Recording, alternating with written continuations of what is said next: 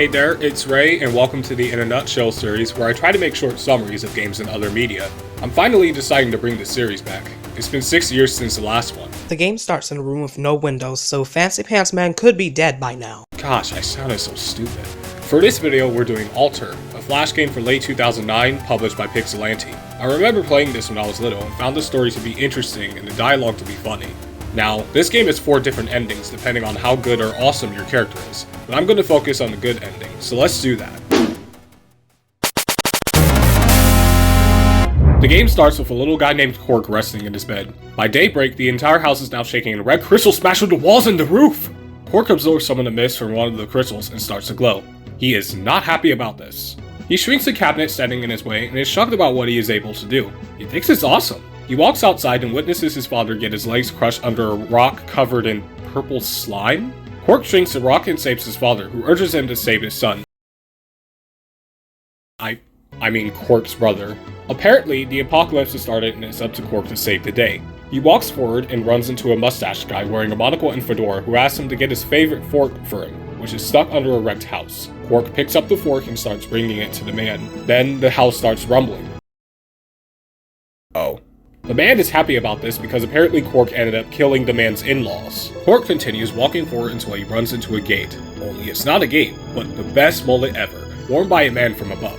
Cork shrinks the hair to get through, and ruins the best mullet ever. Lame. Cork continues and runs into a gate blocking his way. A young lady near the gate tells Cork that she wants to leave, but the gate's lever snapped. Cork solves this problem by increasing the size of the steel ball on the other end of the gate, helping the lady escape, who thanks him in return. After he leaves through the gate, a 6-bar meter appears below, meaning that growing and shrinking things will use up the bar. If the bar is empty, Cork is out of power. He runs down a hill and finds a headband-wearing man at the bottom of it who warns him of a creepy man in a cloak and hood who has powers. Cork doesn't seem to believe him at first, but the man tells him some very spooky things. He manages to get out of the chasm and runs into Farmer Gord, who is disappointed that most of his Octoberpus have been scared away from his farm due to the sudden earthquake. He asks Cork to get them back. Cork agrees. Cork goes through what I believe is the barn and continues his journey. During his journey, he finds an Octoberpus in a small cave and rescues it. He comes across a green alien who compliments his looks. Cork doesn't know how to feel about that. Cork eventually starts walking over a bridge, but sees the creepy man in a cloak and hood on the other side. The bridge suddenly snaps. Despite the sudden inconvenience that Cork is definitely not happy about, he continues moving forward, growing and shrinking things, including himself, to get through easily. He comes across a large tree branch hanging from some purple slime, and shrinks the slime to be able to get through.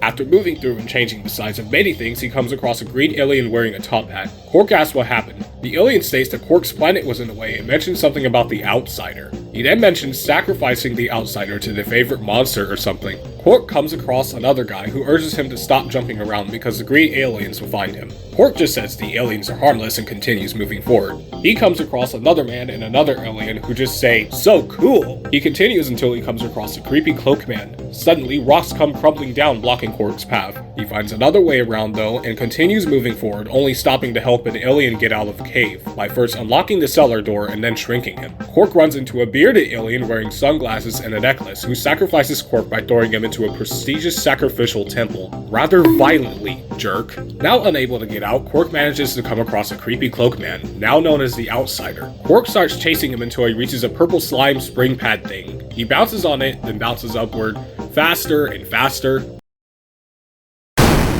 until his head smashes into the ceiling. Wait, ceiling? Okay.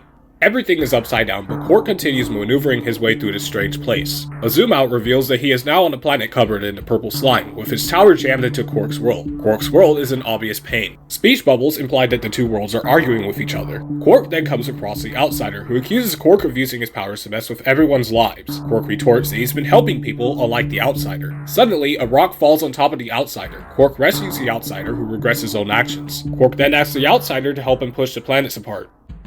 Turns out, the Outsider did not kidnap his brother. Cork, with the help of the Outsider, combined their powers to pull the planets apart. This proves successful, but it results in Cork being propelled far away from the two planets. The game ends with Cork drifting into outer space. Well guys, this has been In a Nutshell. Be sure to like, subscribe, and hit that notification bell. See you next time.